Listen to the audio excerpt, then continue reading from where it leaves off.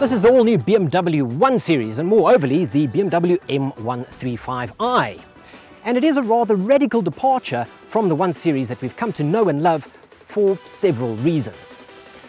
Out of the blocks, gone is that shooting brake design of the previous 1 Series, and now it is, well, a true hatchback. So it has hatchback proportions and hatchback lines, a rather raked front end. But I think it's good looking.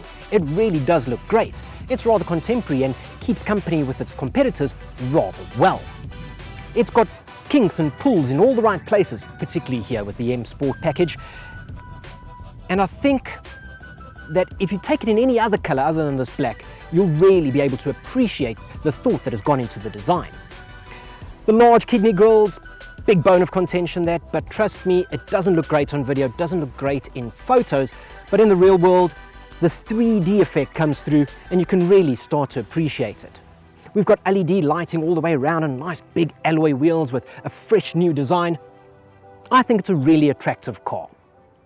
Then we get on to the second bit that is rather different. And then there's the fact that the new BMW 1 Series is, well, front-wheel drive. That's really upset the purists. The 1 Series was always front-engined rear-wheel drive. It was one of its unique selling points. But the new 1 Series, yes, alas, is front-wheel drive. Okay, the M135 actually has xDrive, so technically it's all-wheel drive.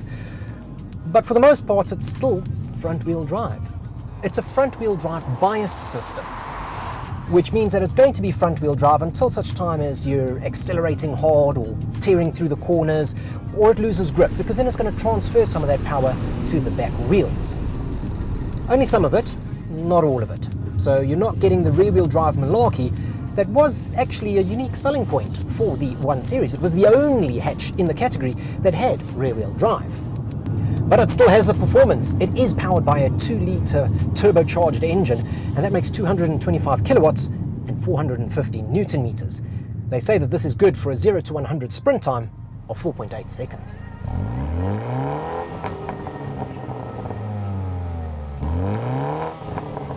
The thing is, it's not so much about the outright power, it's the way that it puts that power down through that aforementioned xDrive system. BMW have sadly missed the mark here a little bit. They're not ones to make front-wheel drive vehicles, and it kind of shows, because there tends to be quite a bit of torque steer when you accelerate hard, and through long, fast sweeps, any sort of throttle modulation is going to see it get a little twitchy. That said, if you're not wringing its neck, it is a great drive. I tell you what, I think they have set the bar exceptionally high here in the premium hot hatch segment. The fit and finish of the interior is absolutely sublime. It is gorgeous. It is really, really well bolted together, well thought out, and it's packed with tech. Admittedly, a lot of it is optional extras, but it's made available to the 1 Series. So we've got a lot here, and we've also got it with the Infotainment Professional package, which is going to give us the live active info display unit, the full digital maneuver here in front of us with great graphics, even though it does take a little bit of getting used to the reverse sweep of the tachometer. But you're going to get a great infotainment system that is bundled with Apple CarPlay, which is a little strange because it doesn't have Android Auto.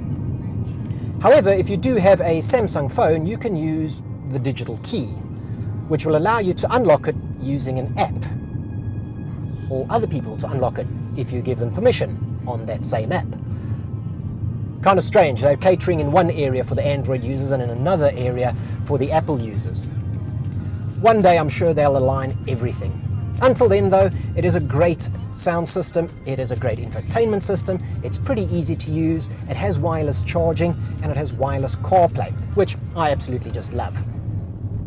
Inside, well, it's rather spacious. It doesn't feel like a small car anymore, and it's not a small car. It is actually rather long and rather wide as well. I was actually surprised at how wide it actually is. But this is a good thing because it gives you more space. It is a more grown-up car. In fact, you've actually got 20 litres more in this 1 Series than what you had in the old 1 Series. So, good things come from it. It drives really comfortably despite the fact that we're on these large wheels and tires that have just been dipped in rubber. It really does drive well. It is a great, great car. But sadly, great comes at a price. and the M135i xDrive is going to start at 705,000 Rand. And as we know, you can't buy one for that money because it has to have an option somewhere along the line. This one, with all its options, 880,000 Rand, and that makes it rather pricey, especially when you consider that it's missing its main party trick of being rear-wheel drive. It's a real pity. But what it will do is, it's going to open this car up to a whole new market. Those that were considering a Golf R or an S3, maybe even an A45, can now really look at a BMW 1 Series.